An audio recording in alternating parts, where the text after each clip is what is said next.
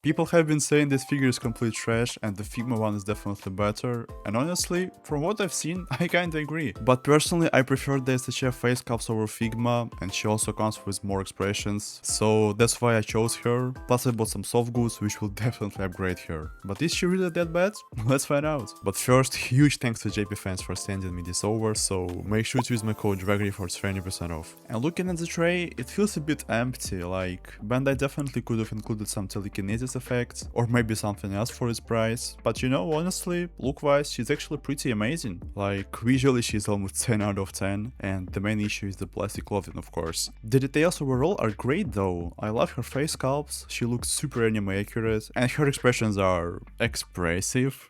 Anyways, she has an angry face, a happy smiling one, a laughing expression, and this kinda shy faceplate, and they all look really cute, especially this one. And I almost forgot that I also have this bonus faceplate for her. It came with the Ocaron figure from my last review, and if you haven't seen that video yet, you should definitely check it out after this one. And as for the hands, she comes with quite a lot. She has 5 pairs of hands packaged in this little tray, so you won't lose them, which is very nice. And I wish more figures had this because it's kinda more convenient, I guess. So accessory wise, she's not that bad. I mean, I wouldn't mind some extra telekinesis hands. And Tamashii quite recently revealed their new DanDaDan lineup, and that Momo actually comes with those hands, which look a bit off to me, and I think Figma did much better job with theirs, even though they aren't articulated. But anyways, she also comes with Queen's Head hair, which looks really cool, but I'm afraid her articulation is going to be just as bad as these ones, because if you are talking about the articulation on this figure, I mean, it's terrible, and I'm not even exaggerating. So the head range is limited because the neck doesn't have any articulation. The arms can barely go up, and she has single jointed elbows, which is really weird, since her sweater should easily allow for double joints, and that's a really weird decision. There is also standard wrist articulation and very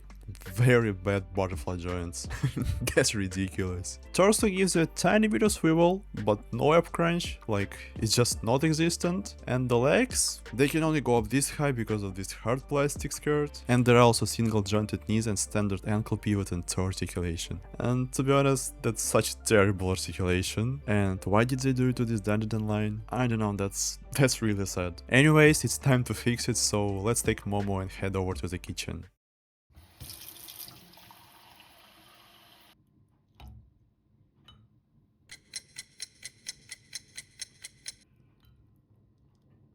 Now after she has taken a warm bath for a couple of minutes, the plastic is soft enough to work with, so let's disassemble her. And these joints are actually crazy tight, so be extra careful here. So now you can take this lower sweater part off, and you also need to pop off the legs and take off this plastic skirt. Look at this ingenuity though, it looks kinda weird. Next we just take off the arms and squeeze this shoulder piece to take it off. Then you need just to pull out this part and to push out this part so it looks like this, and take this part off as well. And once the arm looks like this, do the same with the other one. And after that, all you need to do is put them right back into the sockets. And as for the bow, it's one of the hardest parts, so I had to hit it up a second time, and honestly I thought I was going to break it, but luckily it's fine. And the hardest part was actually this lower torso piece, which was extremely tight, so if you have the same issue, just keep it in hot water for a longer time, and it will definitely help you. Now let's finally open these soft goods I got from AliExpress, and actually quality feels really nice. It comes with a fabric skirt with built-in underwear, so you don't need to cut any original plastic. There is also a fabric sweater and these socks, I'm not sure what you call them. So now you basically need just to put the fabric skirt on and snap the legs back in, raise your arms and put the sweater on, and gently change the collar, so the original short collar pops out over the sweater, and align these holes in the sweater and push the bow back into its socket. And finally just put on these fabric socks. However, some people might not like them, but in my opinion they look pretty cool, so just choose whatever you want, but personally I love the soft goods option.